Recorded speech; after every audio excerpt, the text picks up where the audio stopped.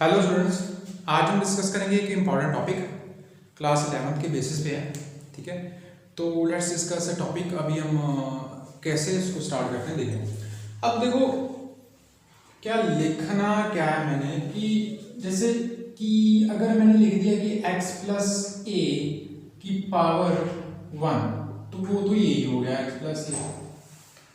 अब x plus ए की power 2 लिख लोगे, a plus B whole square का फॉर्मूला है, ठीक है, वो लिख लूंगा तो क्या आएगा,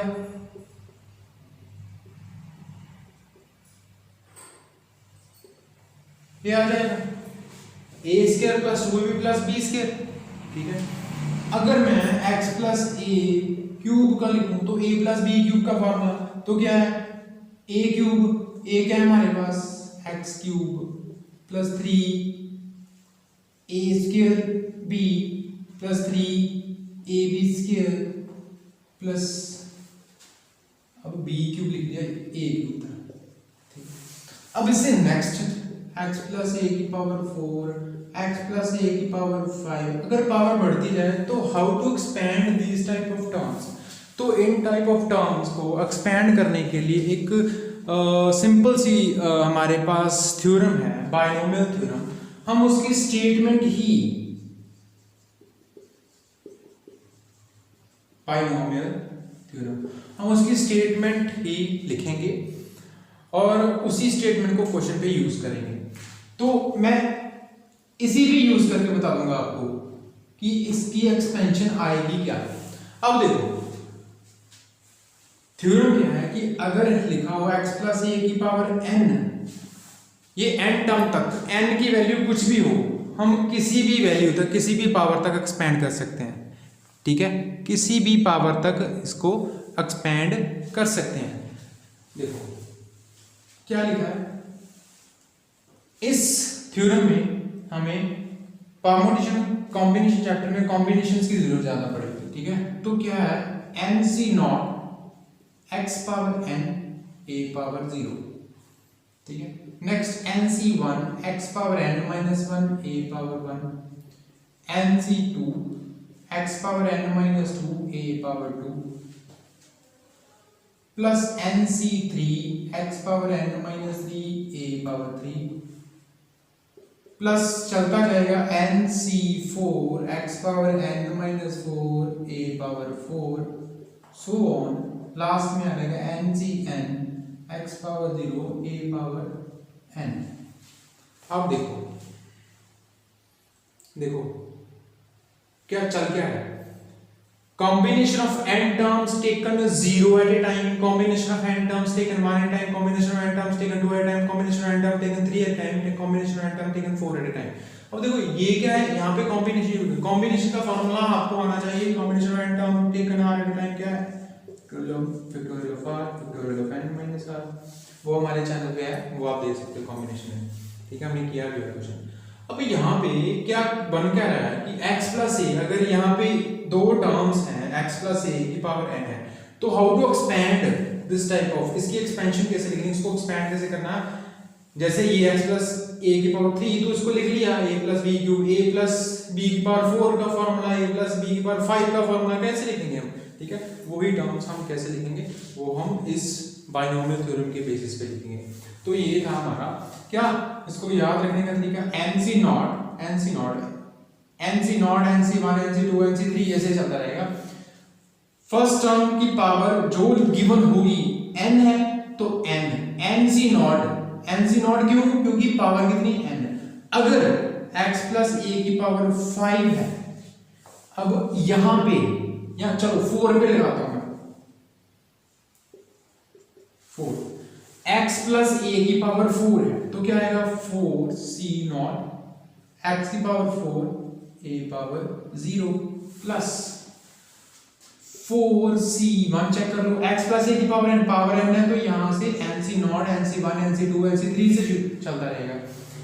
x प्लस ए की पावर 4 है तो 4c not 4c1 4c2 4c3 4c4 4 तक 4c4 तक जाएगा। जितनी पावर है कोएफिशिएंट उससे एक ज्यादा बन जाता है। टर्म्स उससे एक ज्यादा बने। अब देखो पावर 3 है तो 1 2 3 4 टर्म्स, पावर 2 है तो 1 2 3 टर्म्स, पावर 4 है तो 5 टर्म बनेगी। अब कैसे बनेगी वो देख लो, कौन सी बनेगी। अगर मैं यहाँ पे लिख दूं, चाहूं तो मैं डायरेक्टली फॉर्मूला लिख सकता हूं। देखो क्या आएगा, क्या फॉर्मूला मेरे पास, चेक कर लो आप। यहीं से इसका फॉर्मूला लिखूंगा, इसी थ्योरम से इसका फॉर्मूला हम लिख लेंगे।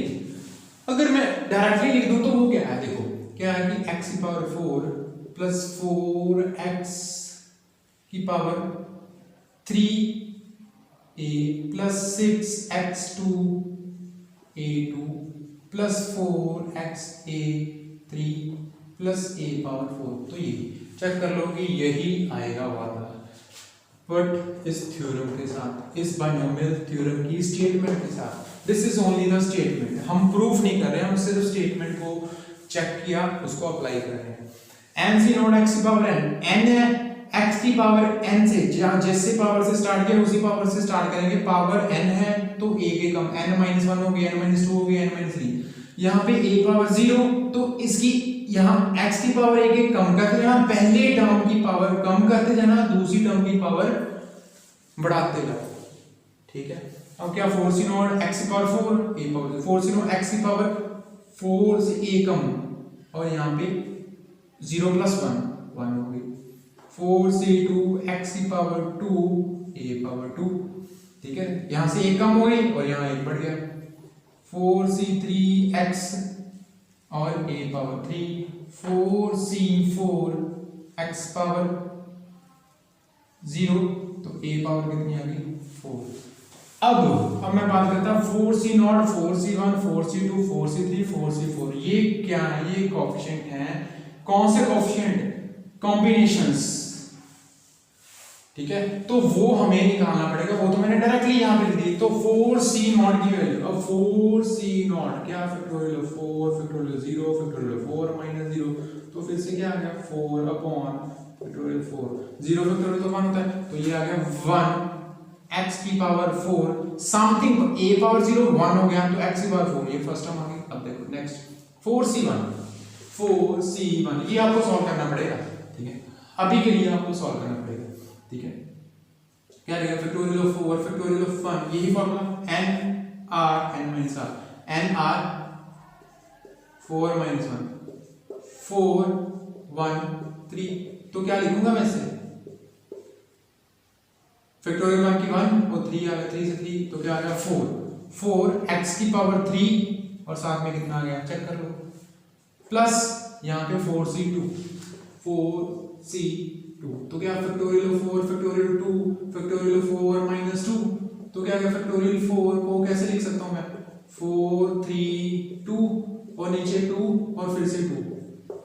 अब ये फैक्टोरियल 2 की वैल्यू अगर आपको पता हो 4 3 का 12 अपॉन 2 तो कितनी आ गई 6, तो कितना आ गया 6x square a square, plus similarly 4c3 की वैल्यू कैलकुलेट करो, वो आ जाएगी 4xa क्यूब, और 4c1 की वैल्यू फिर से 1 आ जाएगी, और x की पावर 0 क्या हो जाता है 1 समथिंग पावर 0 1, तो साथ में आ गया a power 4। This is x plus a power 4 by using binomial theorem, ठीक है। तो ये था हमारा छोटा सा क्वेश्चन एक, ठीक है। अब एक्सरसाइज के बेस पे कुछ और क्वेश्चन, एक क्वेश्चन और हम इसी स्टेटमेंट के बेसिस पे लिखेंगे, ठीक। तो अब मैं ये रख कर रहा हूं, ठीक। आपको ये कैलकुलेट करना पड़ेगा खुद ही। क्वेश्चन है हमारे पास,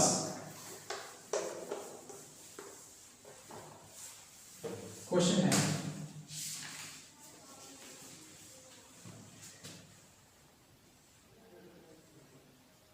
कंप्यूट 98 पावर 5। अब इसको सॉल्व करना है 98 पावर 5, तो इसको कैसे लिखूंगा मैं, तो क्या मैं इसको लिख सकता हूं 98 पावर 5 को 100 माइनस 2,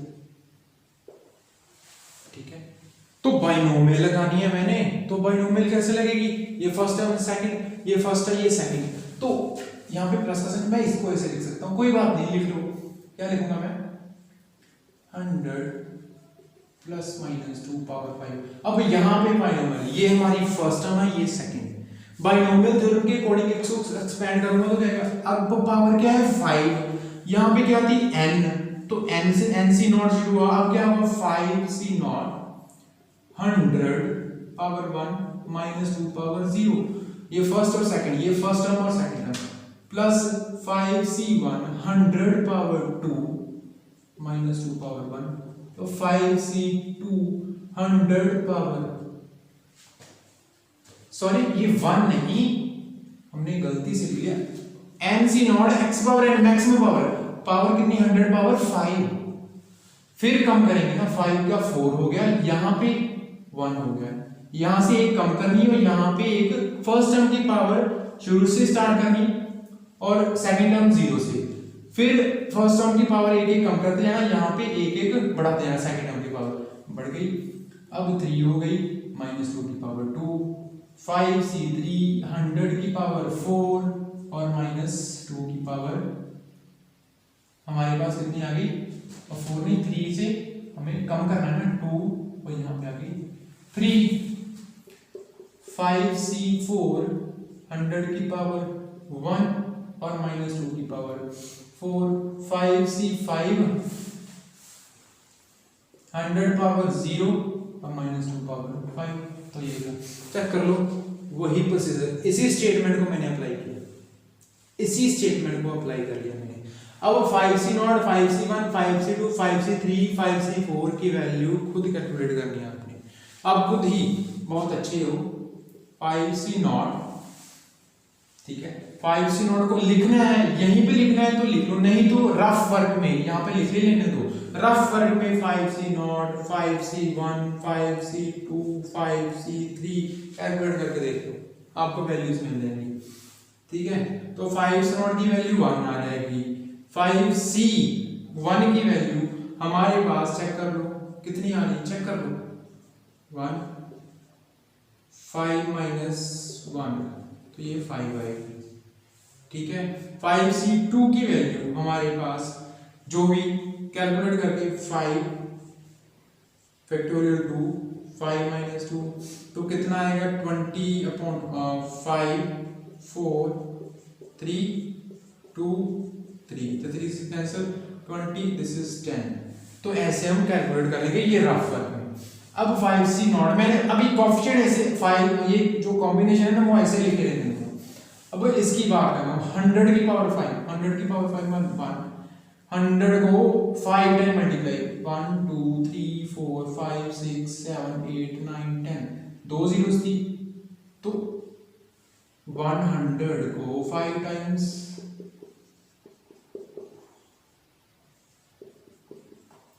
1 2 3 4 5, 2 4 6 8 10, 2 4 6 8 10, ठीक है, माइनस 2 पावर 0, तो वो तो 1 ही होता है, 5c1 100 की पावर 4, अब 8 2 4 6 8 माइनस 2, तो क्या आ गया माइनस 2, ठीक है।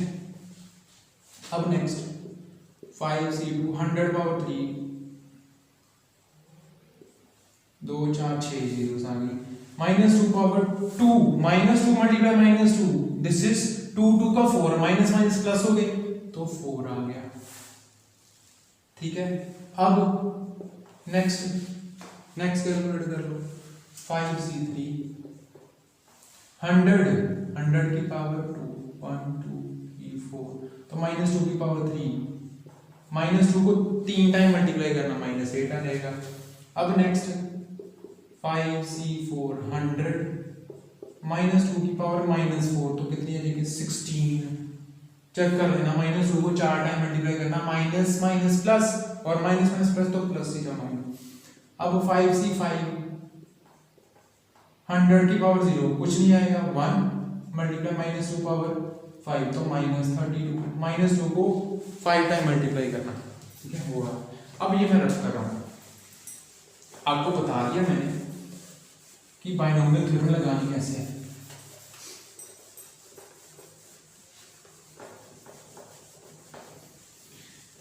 ठीक है।